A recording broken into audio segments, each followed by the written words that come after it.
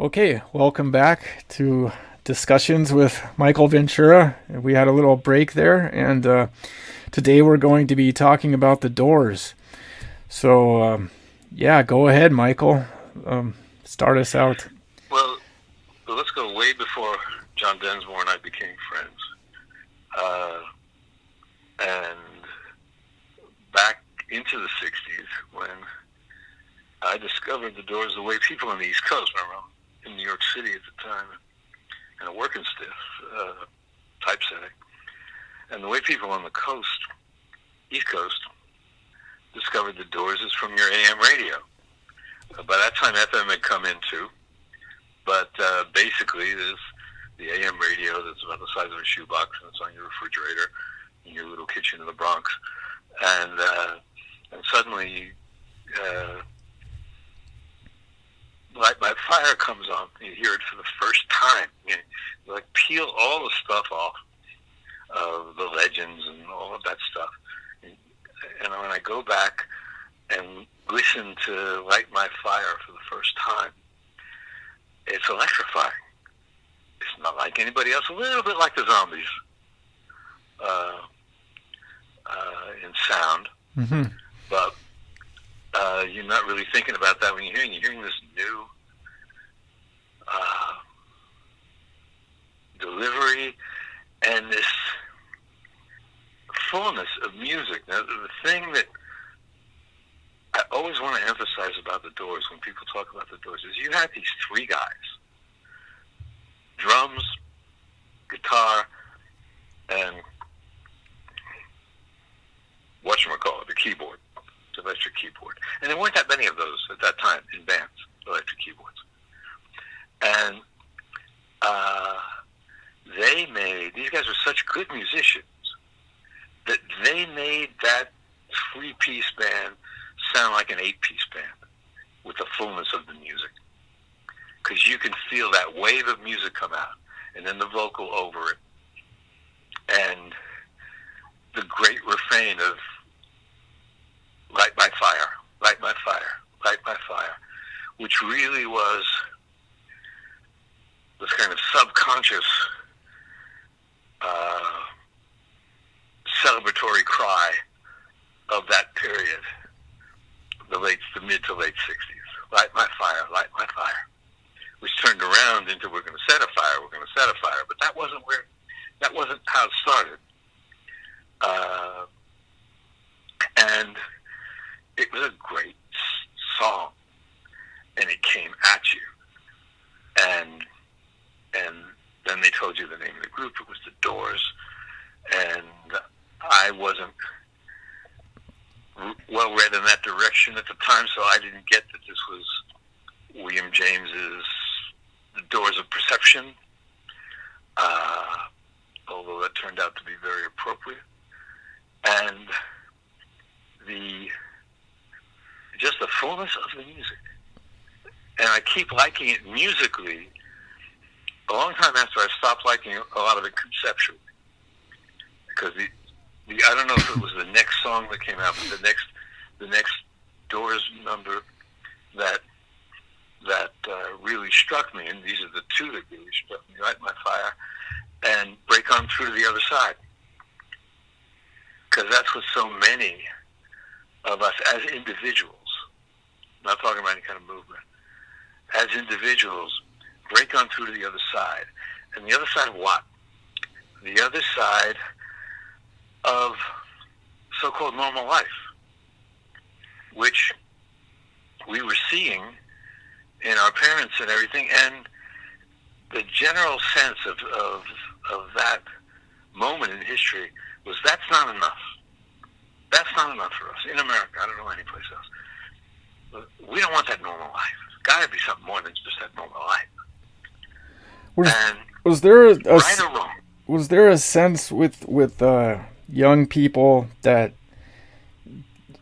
your parents' generation had created kind of a hermetically sealed culture that was safe and predictable, and kind of did that because of how much they went through and how unpredictable and precarious their lives were? I mean, not your parents in particular, but you know, like my mother's parents. What? They, the generation of our parents, my parents, was a generation of the Depression and the war. Right.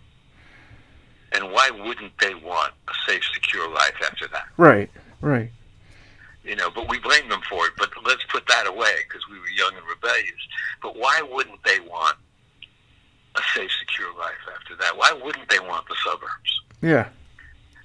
You know, why wouldn't they want their own car that they could get into and out of and go places where they wanted to go? Sure, and for their children to be safe after seeing kids starve to death and get safe. Blown up, and yeah, and you know, they'd seen the bombed out cities. Yeah, they had experienced terrible things, and even the people who didn't go to the war. Right. The Depression was serious, to put it mildly. You know, my mother's grandmother, who raised her, gave her 1 can of vegetables a day. They didn't have any more, and this was not uncommon. This was not just my family. This was all over the country. Man, you look at those photographs, you do not see fat people. Yeah. Yeah, I think that you see skinny people. I think the Depression was a lot worse than we were led to believe. I think that there was probably mass deaths, I think, and kind of a famine, medical neglect in the Midwest, in the Dust Bowl, and I think that it was the nature of my grandparents' generation or your parents' generation to not talk about suffering, whether that's right, exactly. Whether that's part of you know, devout Christianity or just a I don't know, part of their culture for some reason. You weren't supposed to talk about it. Yeah, you weren't. Yeah, and you were just supposed to endure it and get out of it. Yeah, and so it was very hard to understand for the adults, the people who'd grown up in the Depression and were toughened in the war, at home and abroad. It was very hard for them to understand what anybody was rebelling against. What, are you kidding? Right. You've got everything. What do you got to rebel against? Right. And as a generation, we couldn't hear that. We didn't. As a generation, what was common in that generation was that we don't want your normal. It's too predictable. It's too safe. And on another level, I know me going into the workforce at the age of 18 and realizing, you know, I didn't have a college degree or anything. Realizing very early on, okay, I work 50 weeks a year, and then you give me 2 weeks for myself. Yeah. As a vacation once I've earned the vacation. Yeah. Stayed there long enough to have a vacation. That means in 26 years I get 1 year to myself in 2 week installments. Yeah. And I just said, no, I'm not doing that. But most people did not see an alternative to that. And it didn't matter if you were working stiff like me or if you were a professional. That was going to be the deal. Now, take a step away and realize that the real estate market was accessible to people who worked hard. And this was true into the 80s. That my Uncle Hugo, who was a presser in the garment district, by the time he was 50, he could afford a small house on Long Island. Yep. My Uncle Sal, who was a truck driver, by the time he's in his 40s, early 50s, he could afford that house. My Uncle Jack, who was a car mechanic, could afford that house. My father, who was a cab driver, could have afforded the house if he hadn't blown the money. But this is not possible to these same professions today. This is not working hard isn't going to get you, a working person, a laborer, isn't going to get you the $2 million house. You ain't going to get there. And so, as we know, the bottom 50% of the workforce has been at the same level economically for the last 50 years. Literally for the last 50 years. But this, getting back to the subject of all this, this is what, break on through the other side. What is on the other side of this normalcy? Life can't just be this. We want life to be exciting. We want life to be the Beatles and the Rolling Stones. And then came the Doors. Now, an interesting thing is being a high school teacher in the late 90s and early 2000s. The Doors were current to my students. They knew the Doors. They knew the Beatles. That's about as much as the 60s as most of these kids had. But the Doors were current. When they heard John Densmore was a friend of mine, I became a star. And in fact, he volunteered to come in and teach my kids drumming on a Sunday, because there was going to be drumming in the play. And even though they'd had the prom the night before, all but one kid showed up. And he brought a bunch of cans and big coffee cans and all kinds of things you wouldn't think were drums. And he picked this big coffee can, John Densmore did, and he held it. And one of the kids said, "You gonna play on that?" And suddenly, John Densmore bopped the top of that can with his fingers, snapping his wrist, because the action is in the wrists, and you could hear it for a couple of blocks. It rang, and the kids went, "Whoa!" And he starts going, "But with just one hand," whatever it was, and suddenly they said, "There's a real drummer. That guy, we can make music with these things. He's going to teach us how." And they were raft on a little hillside north ridge, and they kept at it, and and his teaching paid off in the play. In any case, we're jumping around again. Now that said about the Doors,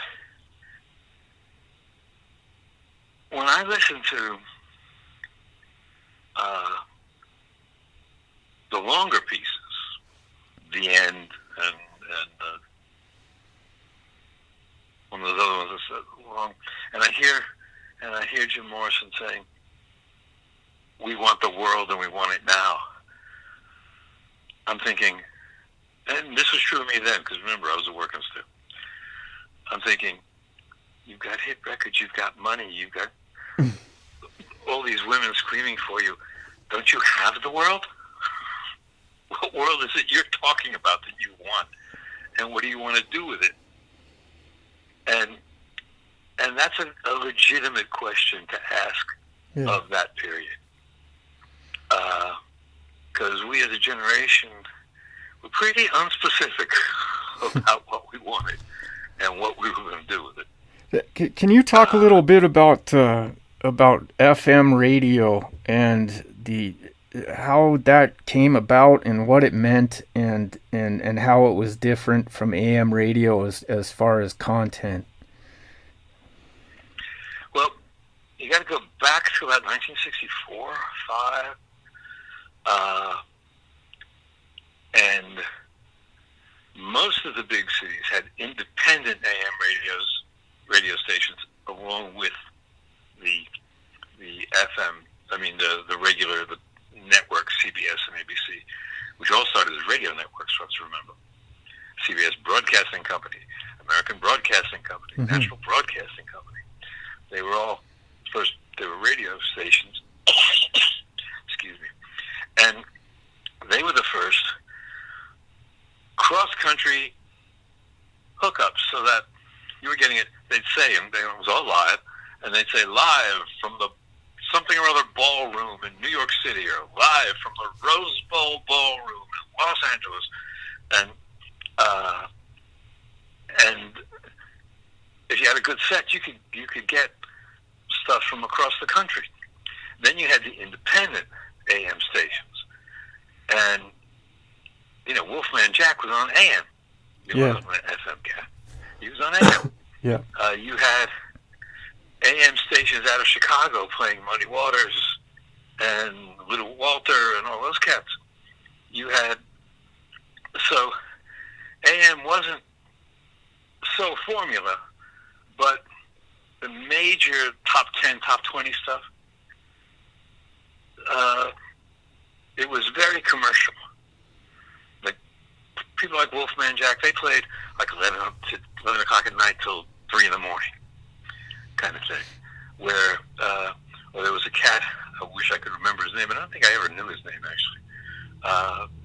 That cat broadcasting out of New York, out of Harlem, and he would say, "This will put some hip in your step and some glide in your slide. If you can't dig it, you got a hole in your soul."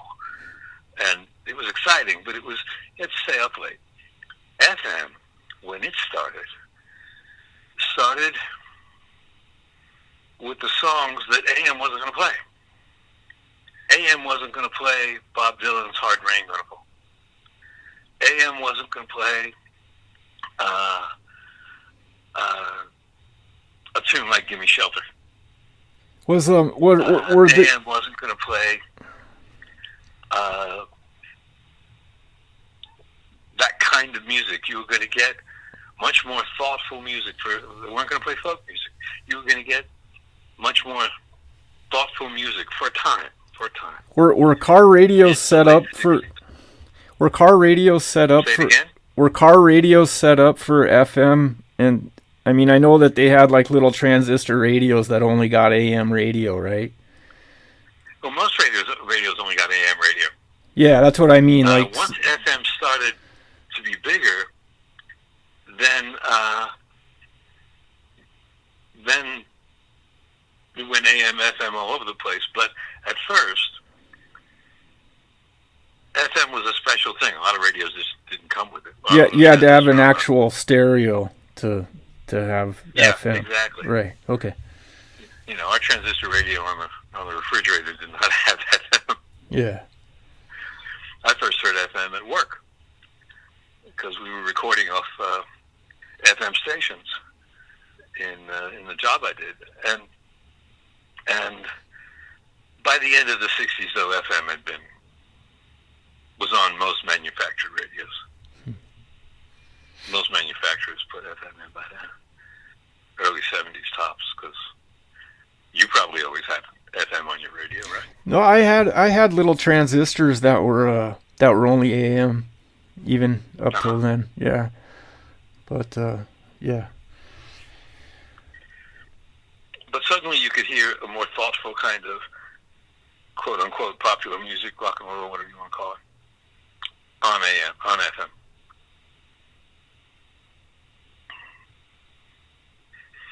But back to the Doors. Where are we? Well, I brought that up because I associate the Doors and the beginning of the Doors with like I know they were popular and everything, but somehow I kind of associate that with the dawn of FM radio and the type of music that might be that might make its way onto FM radio. I kind of associate with the more esoteric Doors stuff, the deeper stuff. Well, yeah, the End and even L.A. Woman, goes on forever. Yeah. That stuff was FM. Yeah. They weren't going to play that on AM. Or they play a truncated version of it on AM. So that's interesting. So that they're kind of like in a way, they're kind of like a transition band in a bunch of ways. In that like technical way of AM, FM, and then a kind of transition into another kind of music, like what would be called like acid rock or I don't know what you call psychedelic rock, from pop to that. And they had a lead singer, of course, Jim Morrison, a songwriter, although they all four wrote the songs. that I thought at the time, and now when I think of it, I think maybe I was right. He was coming out of a different tradition. I mean, it was as though he was combining Elvis Presley and Marlon Brando, especially Marlon Brando of the Wild Ones, because he had the old leather suit and everything. He was combining them into a persona that was different. He was taking his cues from Rimbaud, the French poet, Baudelaire, and another French poet, and Artaud, the French theater of the absurd, and what Artaud called the theater of agony, or I may have that wrong, but I don't think so. And using all that in performance to be this figure of the inspired, almost holy, or in any way shamanistic, sexual object, but sexual including soul and mind and emotions, all displayed out there. A kind of psychic striptease, which he was occasionally accused of enacting with his clothes, but I wasn't there, so I don't know. There's several versions of that story. And so he became iconic in a completely different way than any other performer of the 60s, which is partly why my classes from 1998 to 2007, when I was teaching, why he was to them a contemporary. The way the Beatles, very, very, very different bunch, were contemporary to them. They knew the Doors songs, they knew the Beatles songs as part of their contemporary life. And other bands of that era, the Grateful Dead, the Stones, on and on, stayed bands of that era, where the Beatles and the Doors really leapfrogged time. They were as contemporary, the Doors especially, were as contemporary at the turn of the century, year 2000, as they were in the 60s, and maybe even more so. And I say more so because more things had changed. A lot of the changes that Jim Morrison embodied or tried to embody had become, were becoming more and more current. Gender fluidity, all that stuff. And by saying all that stuff, I don't mean to be slighting it or knocking it in any way, diminishing it in any way. I just really literally mean all that stuff. He was speaking to the future as much, if not more so, than he was speaking to the past. And again, thinking about the music, because especially Densmore's drumming, and Densmore's influences were jazz, as he'll readily tell you.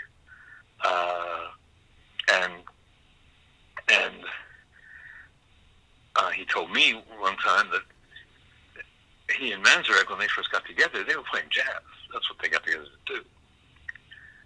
And so you had a much richer sense of drumming. You had Densmore playing 3 or 4 beats at once behind these. Really complex stuff going on back there. And that music couldn't be classified. It wasn't a sound that could easily be pigeonholed.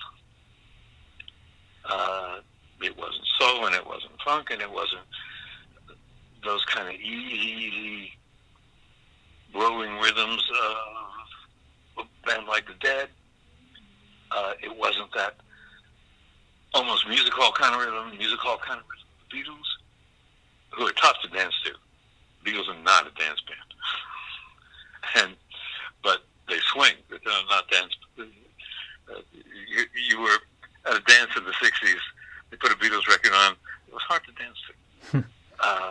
Even the early stuff. No, the early stuff was easy. Yeah. The early stuff they were playing, Twist and Shout. Okay, that stuff you could dance to. But I Want to Hold Your Hand is tough to dance to. Yeah. It's interesting drumming. Ringo, very interesting drummer. But the whole melodic sense of Lennon McCartney in those great tunes. The emphasis is on the melody and on the harmonies. The emphasis isn't on the beat. Though it has beats, good beat, but you listen to it and the beat is serving the melody. And in most rock and roll, the melody is serving the beat. If I can be really generalizing here for a second, because you can flip out a bunch of records that will contradict me, but I'm just saying most. Certainly back on the Dick Clark Bandstand, and he asked the kids about what do they like about the tune. They play a new tune. Well, it's got a good beat, which somebody would always say. Yeah. Anyway.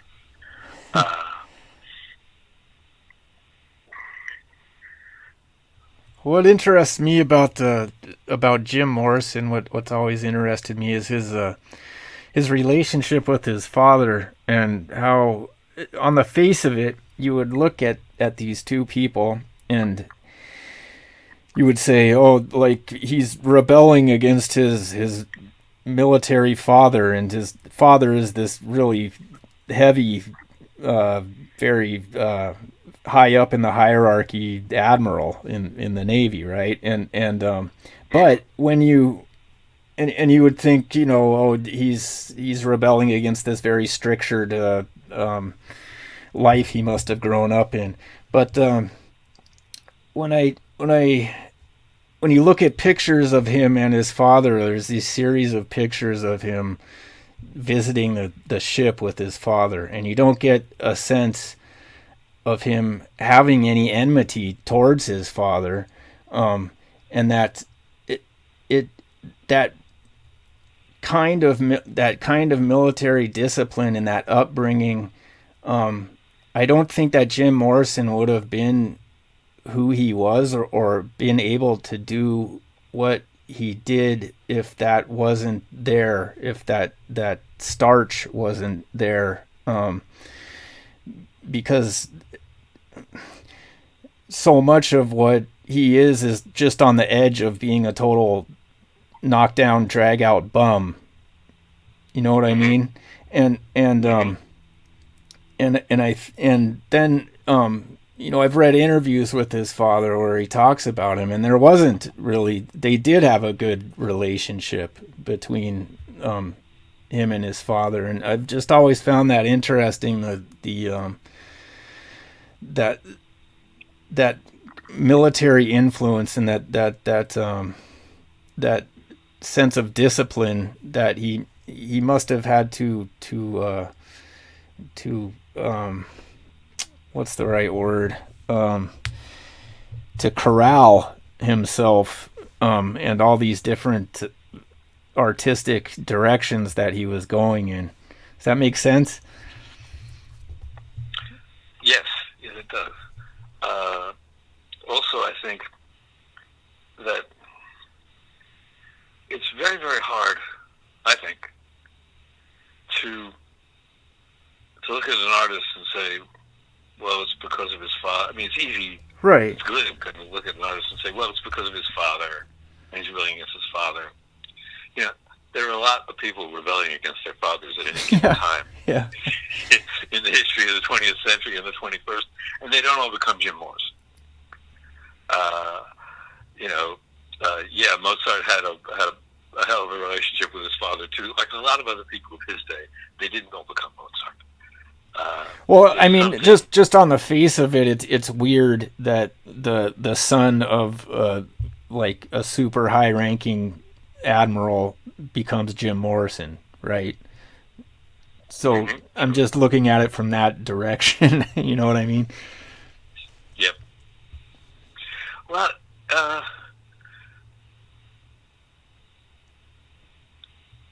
something I've heard from the children of military, and I've heard from the children of police, which is, why is my daddy going to work with a gun? Which is, you see, as no doubt Jim Morrison saw, on a program like Victory at Sea, which is newsreels that lasted for a long time, rerun and everything, of the war in the Pacific. And you have a father who's an admiral, and you're growing up with the Second World War looking over your shoulder, as my generation did. And because of the draft, with the expectation that you may have to fight the war. And, I mean, your father's generation did, their father's generation did. Why were you going to be any different? And you're watching these naval battles in those newsreels. I imagine that Victory at Sea was a big, I bet, I haven't done the research, but that when Morrison was a kid, he was watching these things. Yeah, I think every American four channels, yeah. and it's on in prime time. Yeah. And you're seeing ships sink. You're seeing those guns going off. You're seeing kamikaze pilots. So it's not a simple thing. It's, you can look and say, well, his father was an admiral and he was a rebel. His father was a warrior, a professional warrior. Yeah. And there was a lot of simplistic stuff in the 60s about soldiers and about being that kind of warrior. Right. But if you're close to it, and there's this war in Vietnam, and there's these other wars, and there's the Cuban Missile Crisis, and that your father's involved in all this. That's a very complex thing. That's just not. My daddy wears a uniform, and uniforms are strict, and right. all that. Yeah. And a lot of the awareness of the world's violence and of what people go through in a war is in Morrison's music.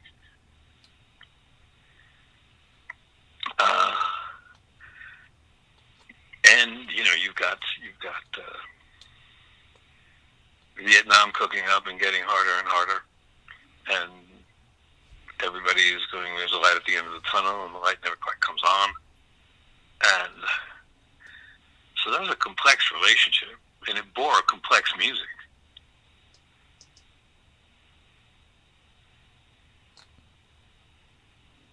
Yeah.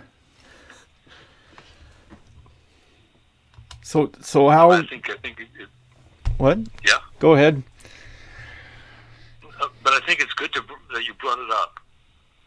Yeah. Because it gets trivialized, and it gets armchairs psychoanalyzed.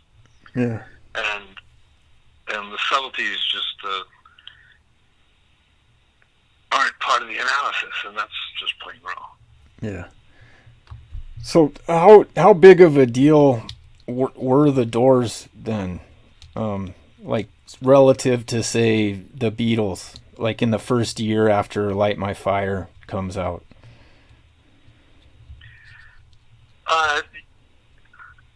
The Beatles, almost nothing can be compared to the Beatles except maybe Elvis, because the Beatles came and all of a sudden everything changed.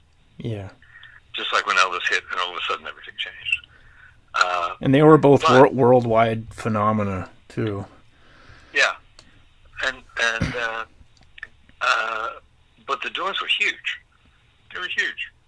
It was not possible, let's put it this way, it was not possible to not hear the Doors. Oh, yeah. It was not possible to not have their album covers in your head. And this is without an MTV, without the Doors hardly appeared on TV, for God's sake. It wasn't possible not to be aware. And, it's a good question because, how get aware? Because this wasn't the media world of today. By comparison, I mean, as I've said, New York City had more TV stations than any place in the world. It had 7. And they didn't run 24 hours. And newscasts went to a half hour in 1963, and they stayed at a half hour and just on the networks.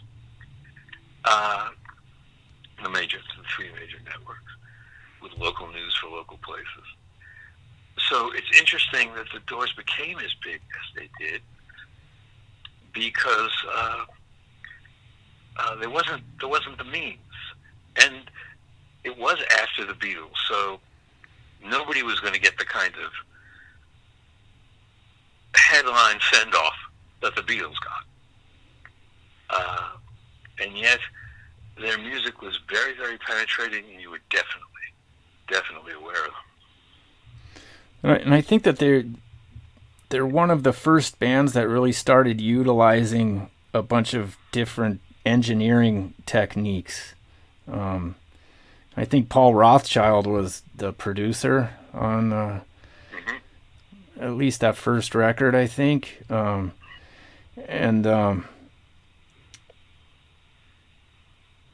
It seems like there was a bunch there was a lot of things that were introduced with the Doors, and a kind of like you've got the sexuality of Elvis Presley, but there's a deeper Jim Morrison is expressing a deeper kind of lustiness or sexuality on stage than that, and something more serious, I think, is being expressed there. Elvis was like a showgirl. Yeah. As one wonderful song puts it. Yeah. He was like a showgirl. Yeah. And it was exciting and suggestive, but it was like Morrison was kind of doing it. Yeah. And the sexual presence was much more raw, much more uncompromised. It wasn't entertainment. That's the thing. Morrison wasn't coming on like an entertainer. He was coming on like a being, an artist, a kind of ancient statue come to life, with all those connotations, with all those nuances. He was not up there to entertain you. He was not necessarily going to give you that kind of a good time. His intent was to go deeper than that. Yeah. And he got under your skin and under the culture's skin in a very different way. Elvis took the culture by storm, and one of the ways he did it was moving in public in such a way as no white man had ever moved. Nobody had ever seen that before. And the African American community had seen it, but it hadn't been broadcast. It hadn't been filmed. Nobody had ever seen that before. And that broke a lot of barriers that then Morrison could walk through those barriers and be something else again on a deeper level. Yeah, on but a more rooted level, yeah? At the same time, you can't really say that Jim Morrison introduced that depth of sexuality, because it seems like it kind of evolved with some of those British invasion bands like the Animals and the Kinks before the Doors got together. I agree completely. It's that Morrison and Rolling Stones too. Yes, Rolling Stones definitely. It's that like the Rolling Stones are kind of embodying it, making fun of it, yeah, playing with it. Right. Morrison was it. Yeah. Yeah. You know, he didn't he wasn't the first. He stood on other people's shoulders as any artist does, really. But he embodied that, whatever you want to call it, that reconfiguring of sexuality in popular culture. He embodied it more directly than I think anybody else of his time. Yeah, I'm thinking the word with up till then there's a kind of cheapness to that rock and roll sexuality comparatively to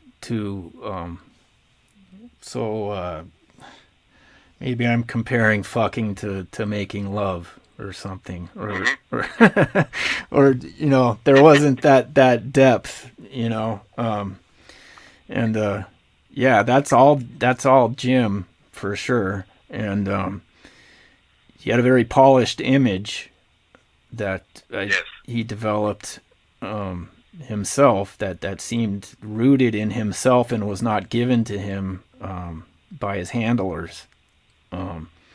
Yes, and as I say, he wasn't entertaining. He was it. He was presenting. Yeah, yeah. He was presenting his art himself, the music of the band, as a cultural force, and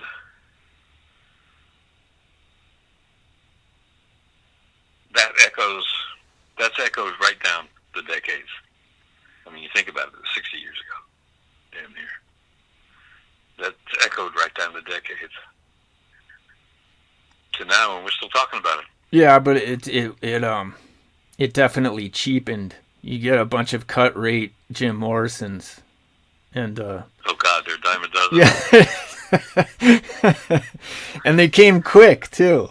You know, I mean, I think that you know, Led Zeppelin you could call a cut rate Jim Morrison in a way, and another phenomena of the '60s that's kind of moving into another realm is the way that the record companies would have a big hit band with big hits, and then they would use those songs on other records, like have other bands play those same songs, like up and coming bands, like they would do that with the Beatles, and also they would have bands reference those bands in other songs. They would like reference the Beatles or one of their songs, or reference the Doors, or you know what I mean. And it's a phenomena that you only really see during that time period. I don't remember that happening with the 70s or the 80s or the 50s, where they kind of echo these bands through other bands. No, I don't remember that happening then either. On Sun Records in the early 50s, they all stole from each other and imitated each other and made fun of each other, but that was the musicians doing it, not the company. Yeah.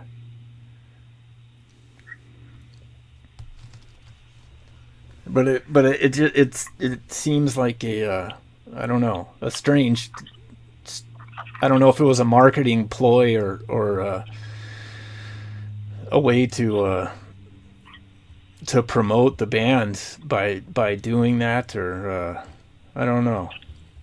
It's interesting though.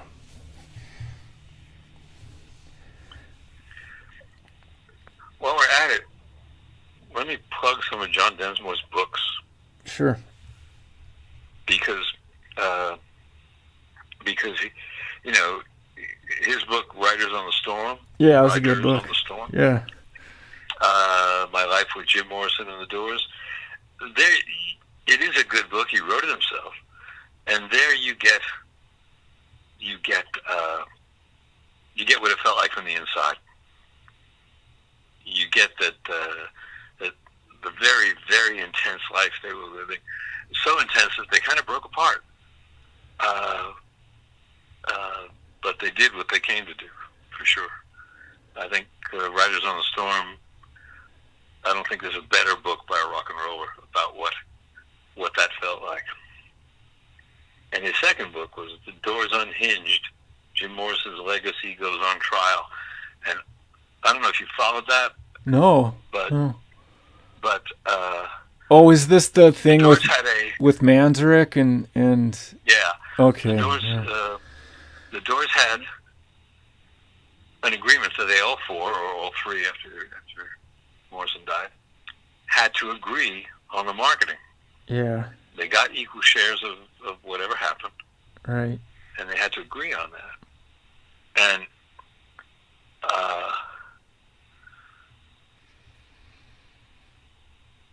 Manzarek and what's the name of the guitarist? Robbie Krieger. Robbie Krieger, right? Yep. And they wanted to sell the Doors book, I mean, the catalog, all their music, to make a lot of money on commercials. Yeah. And Densmore said, no, that's not why we made that music. We didn't make that music to sell stuff for corporations. Yeah. We're rich enough. Yeah. And they took him to court. They tried to get around it. It was ugly. And that's Densmore's story of it. He won because the contract was clear. All three of them had to be part of it. Yeah. And it shows Densmore's integrity in contrast to, in these recent years, Bob Dylan, Bruce Springsteen, Paul Simon, selling their catalog for hundreds of millions each. Yeah, I've never been a big fan of Ray Manzarek. I'm not gonna go on about it, but I don't know. There's something about that guy just always rubbed me the wrong way. Well, I just cared about him as a musician. As a human being, I didn't know him. Yeah. And I have here a signed copy to me and Jasmine. I guess it's a couple years ago. Densmore put out another book, The Seekers, Meetings with Remarkable Musicians and Other Artists. And I'm not self-plugging, I'm not in it. But he talks about all kinds of people, from Mary Walsh to Elvin Jones, Morrison, Lou Reed, Janis Joplin, and the Dalai Lama. Huh. Somebody asked me, why aren't you in the book? And I said, I'm not the Dalai Lama. Yeah, I'd like to check out those books. That's interesting. Yeah. There's an interesting series of pictures of Jim Morrison where he met this young woman, and she took him back to her family's house, I think in Palos Verdes or some suburb of LA, and he spends the whole day with her suburban family and her little brother, and I think she had a little brother and a little sister, and they playing baseball in the street and just hanging out with this suburban family. And she took a whole series of pictures of him, and this is like at the height of his popularity, right? And and I don't know, something about that really touched me, because there's a whole kind of relatable. I'd like to see that. Have you got a link to that? Yeah, I'll try and find it. It made the rounds on Facebook. Like, this lady just found them after, 40 years or something, and put them up there. But there's this whole relatable part of Jim Morrison too, where he's not like some big rock star all the time, and he's kind of a funny guy. I guess you could say that about the Beatles too. Kind of had that thing where they weren't like untouchable rock stars, and right, and there's just this kind of all-American kid quality to Jim Morrison too. You know, he's got this. He has a kind of kaleidoscopic personality in a way. Yeah. So what do you think? What do you think about the effect of the Doors on that time period? Did you see any noticeable changes in people because of the Doors music or their impact on pop culture? I think the short answer would be no, but that's too simplistic. Yeah. They were part of an atmosphere. They contributed something unique to that atmosphere. That atmosphere was the basic zeitgeist that everybody of a certain generation, my generation, was reacting to, toward and against, and living within for several very intense years. And then things kind of seemed to quiet down, and then you get in the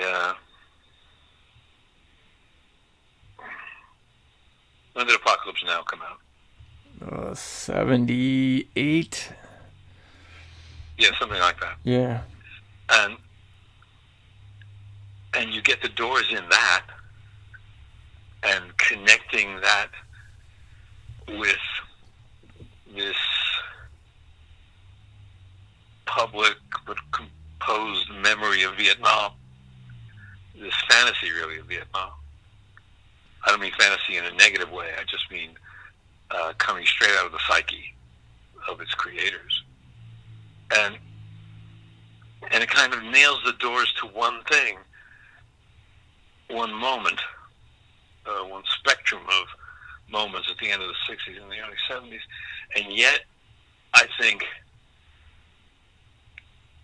as I said, the music, their music, lived on and became a part of the lives of adolescents. And so it's in your generation, it's in the generation that comes after you. So you're X-Gen, and then there's the generation that comes after you. It became part of the American current, of the river of culture that is America. It became part of the currents of that river that that is still in that moment insofar as the Doors are concerned, because the Doors are part of the present as well as the past. So that's a big, big question that really has as many answers as there are listeners. I didn't personally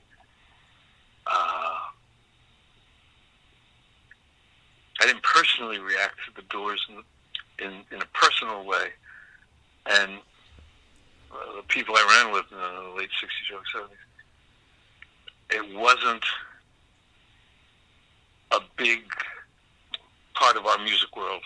Yeah. In my private little circles. But it became more so as the years went on. Yeah. That's a fact. So,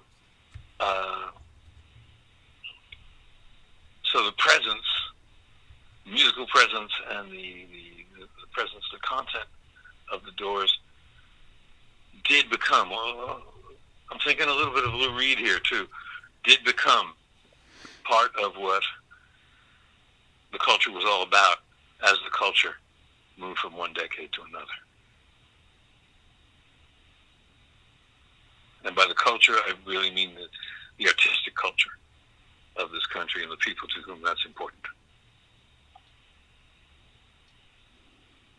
Do you think that was the biggest American rock phenomena of that late 60s period as far as a band?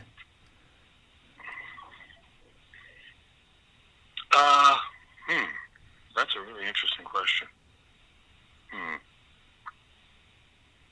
I can't offhand think of another one. Not an American I band. can't think of another one either. I can think of the influence, say, of Sly and the Family Stone. Yeah. Which was pretty profound. Yeah, people forget that was what a big band that was. Yeah. Yeah. And very influential. But you can talk about sounds of the time, like Motown and the California sound, but right. not a band. Right. No. Yeah. Late 60s? Mm-mm. That band, the band that was the most indelible of that era was the Doors. Yeah. And then you could say Jimmy and Janis, too. Probably well, Jimi Hendrix, again, here you have somebody who was enormously influential. And Janis Joplin, here's a woman doing something that only the guys have done. To that in that kind of way, a white woman doing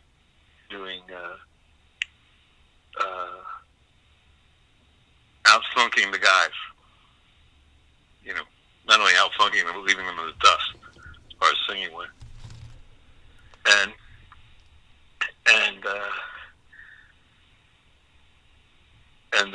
that there were hardly any women in that rock scene is a measure of how hard it was on Janis. Yeah. I mean, you could say Grace Slick, I guess, but was Janis Joplin as big a pop phenomena as she's made out to be now? At the time, was she as big a thing as we look back on her as big, being? But indelible.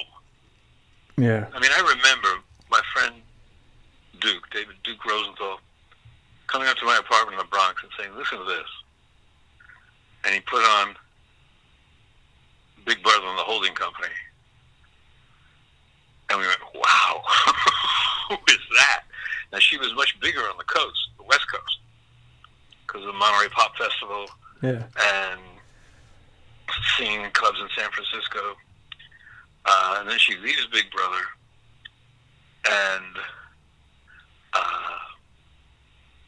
And those next 2 or 3 years, again, big, I don't know. I wasn't paying attention in that way, how many records or how many people came to concerts, but indelible for sure.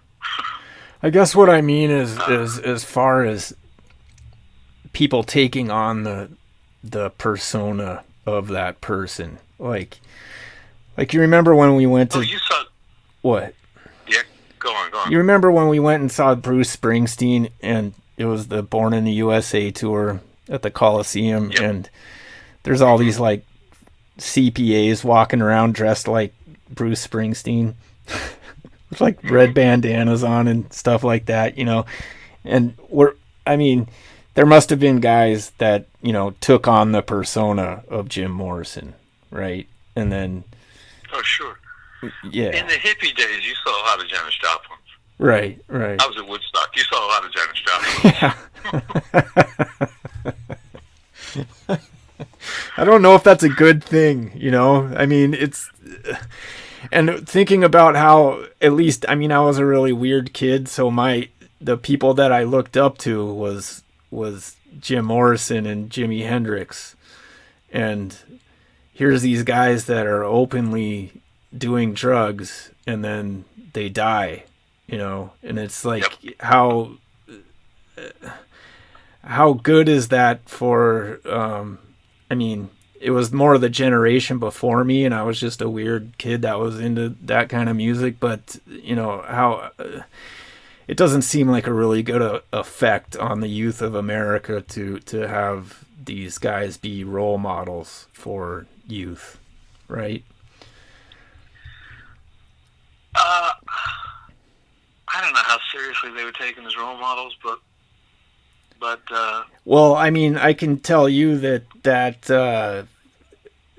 that's who, you know, that's who I looked up to. But the guys a few years older than me, those guys, you know, Eric Clapton, guys like that were looked at as gods. And Jimi Hendrix, you're literally talking about a replacement for God for like the guys that were, 5 or 6 years older than me. OD. What? It's not good for anybody to have their gods OD. Right. Yeah. Yeah. That's clear. I mean, for my circle, that was Lenny Bruce, and it was really, really disheartening. Yeah. When Lenny Bruce OD. He never made me want to take heroin. Right. Yeah. I think that there's, want to take heroin. That's the difference. I think that a lot of people in your generation saw that as like a cautionary thing, whereas not really my generation, but people that were teenagers during that late 60s, early 70s period, kind of like a lost generation of people that really said to themselves, to be cool, I should do drugs. You know what I mean? And I mean, you know that, but yeah.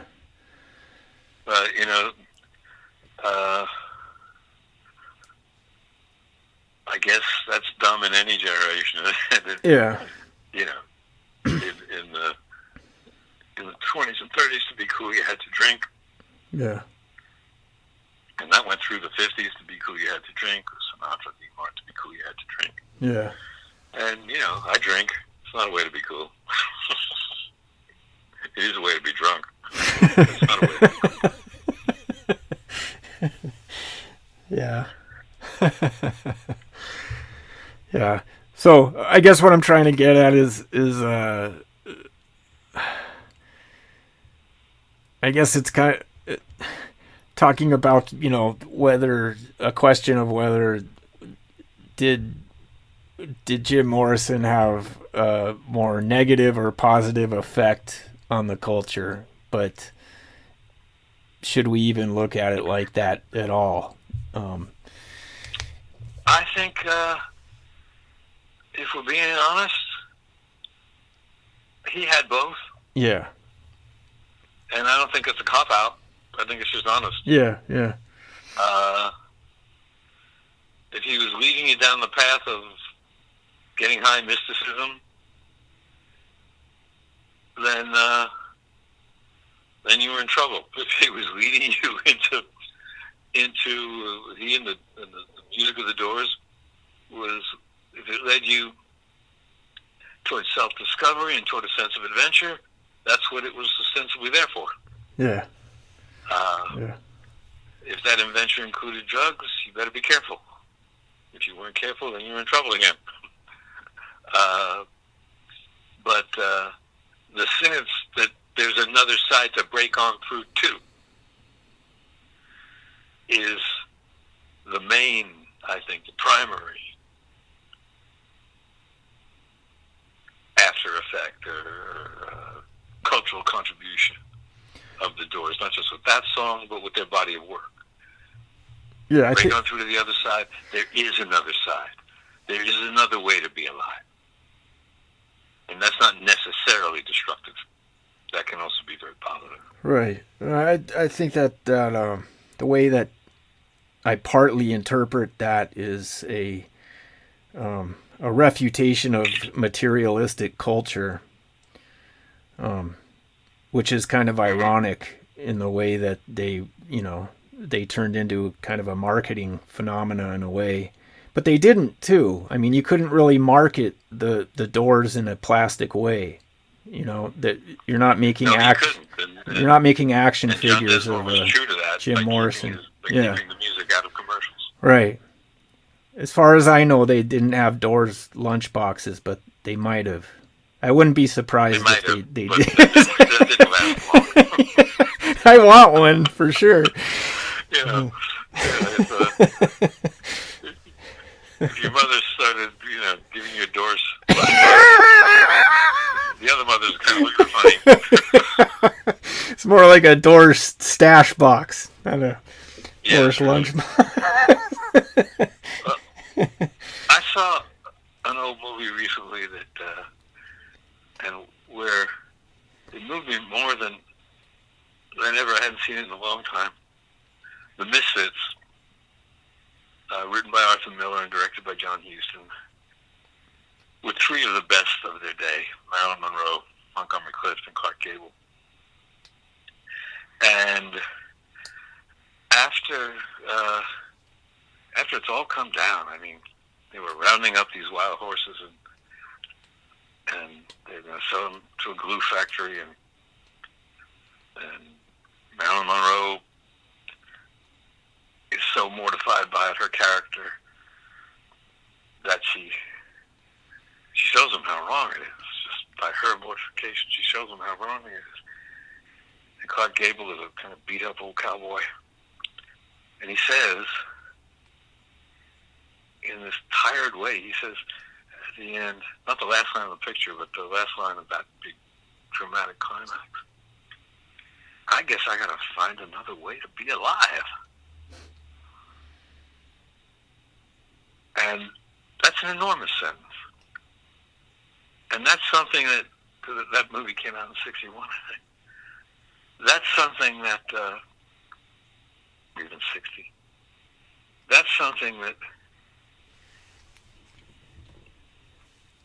the culture in general and the counterculture in particular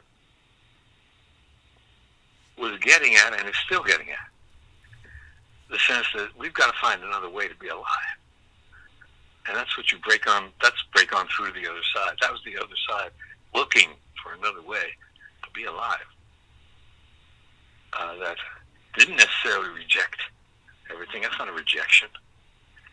That's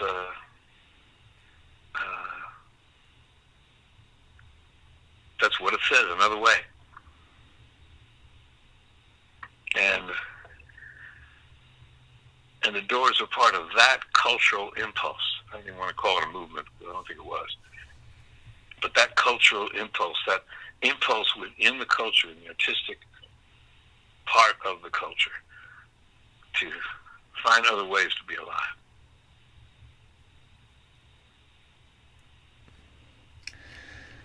Well, why don't we end there? That's a good place to stop. We better. I ain't got no more. Okay. All right.